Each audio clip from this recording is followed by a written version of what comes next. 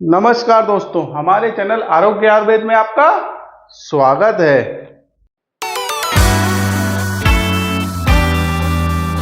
दोस्तों, आज हम जिस परेशानी के बारे में बात करने वाले हैं बेहद सामान्य एक परेशानी है जो कि हानि रहित होती है और जिसका अक्सर हमारे शरीर पर कोई दुष्प्रभाव नहीं होता है, लेकिन फिर भी कहते हैं ना, परेशानी तो परेशानी ही होती है और उसके बारे में बात करना अति आवश्यक होता है।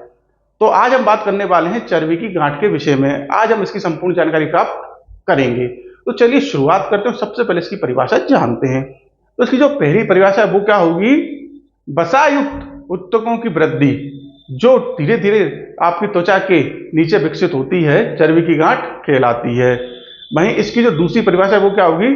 वसायुक्त उत्तक की एक गांठ होती है जो ठीक आपकी त्वचा के नीचे होती है। आइए तो अब चर्बी की गांठ के अन्य नाम जानते हैं। तो देखिए, इसे कई नामों से जाना जाता है, जिसे जरा आप ध्यान से सुनिएगा। सबसे पहला इसका नाम होता है मांस की गांठ। दूसरा जो इसका नाम होता है आपका वसायुक्त ट्यूमर। तीसरा जो इसका नाम होता है त्वचा के नीचे गुल्म या रसोली। चौथा जो नाम है वो होता है इसका लिपोमा, जो सबसे ज्यादा चर्चित है, सबसे ज्यादा प्रचलन में है। और पांचवा जो इसका नाम है वो है आपका सबक्यूटेनियस ट्यूमर। तो इसके 5 नाम होते हैं जिससे कि हम इसको जानते हैं। आइए तो अब ये जानते हैं कि चर्बी की गांठ क्या होती है। तो देखिए, चर्बी की गांठ त्वचा के नीचे होने वाली बेहद आम गैर कैंसरकारी उत्तक वृद्धि होती है। यह स्थिति वसा से बनी होती है। इसमें क्या होता है, इसे जब आप छूते हैं तो ये अपनी जगह से हिल जाती है और अक्सर दर्द नहीं करती है। चर्बी की गांठ तो त्वचा के नीचे होने वाली सबसे आम ट्यूमर में से एक परेशानी है।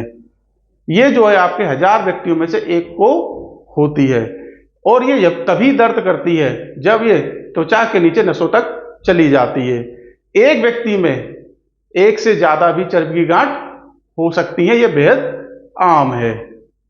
आइए तो अब चर्बी की गांठ के कारण जानते हैं। तो देखिए, इसके कई कारण होते हैं, जिसमें सबसे पहला कारण क्या होता है? अधिक वजन होना। दूसरा कारण क्या होता है? त्वचा पर अत्यधिक वसा। तीसरा कारण क्या होता है? High cholesterol. चौथा कारण क्या होता है? डायबिटीज। पांचवा कारण क्या होता है? आपका अनुवांशिक कारण। और छठा कारण आपका क्या होता है? लीवर की परेशानी। तो देखिए, 6 इसके प्रमुख कारण होते हैं जिसके कारण जो है आपको त्वचा पर चर्बी की गांठ होती है। आइए तो अब चर्बी की गांठ के लक्षण जानते हैं। तो देखिए, इसके कई लक्षण होते हैं, जिसमें सबसे पहला क्या होता है? धीरे धीरे बढ़ती है। दूसरा क्या होता है? दर्द रहित होती है। तीसरा लक्षण इसका क्या होता है? दबाने पर अपनी जगह से हिल जाती है। चौथा लक्षण क्या होता है? स्पर्श करने पर मुलायम होती है। पांचवा लक्षण क्या होता है?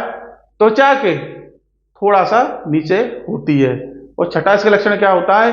पीले या बेरंग आपकी होती है। तो ये जो है आपके इसके 6 प्रमुख लक्षण होते हैं। आइए तो अब ये जानते हैं कि चर्बी की गांठ और कैंसर की गांठ में क्या अंतर होता है।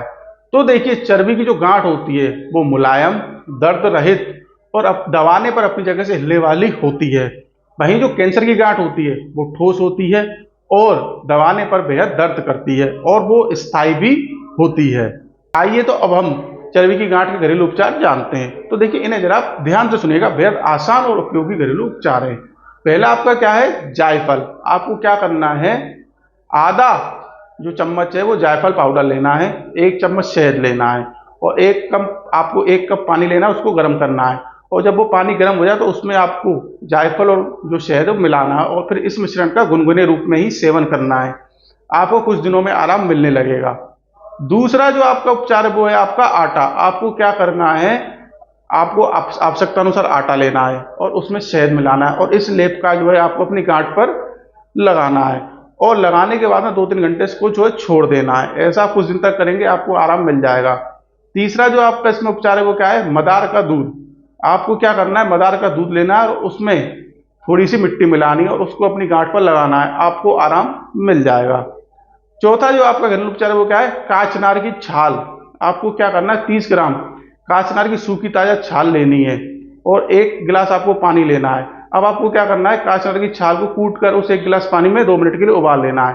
फिर उसमें क्या करना है? पिसी हुई गोरखमुंडी को डालकर फिर 2 मिनट के लिए उसको उबाल लेना है और फिर इस मिश्रण को आपको छान कर रोजाना सेवन करना है, आपको आराम मिल जाएगा। अब इसके बाद 5वां जो आपका घरेलू उपचार है वो क्या है? नींबू का रस। आपको क्या करना है? नींबू के रस में पानी मिलाकर अपनी गांठ पर लगाना है आपको आराम मिल जाएगा। तो ये 5 बेहद आसान घरेलू उपचार है जिन्हें अपनाकर आप अपनी गांठ से छुटकारा प्राप्त कर सकते हैं। आइए तो अब चर्बी की गांठ की आयुर्वेदिक दवाएं जानते हैं। तो देखिए, कोई भी पैथी हो, चाहे आयुर्वेद हो, होम्योपैथ हो या एलोपैथिक हो, इसके लिए आपके पास ज़्यादा विकल्प नहीं होते हैं। इसके लिए कुछ ही दवाएं और आपकी कुछ ही जड़ी बूटी आती हैं जो इसमें काफ़ी प्रभावी होती हैं।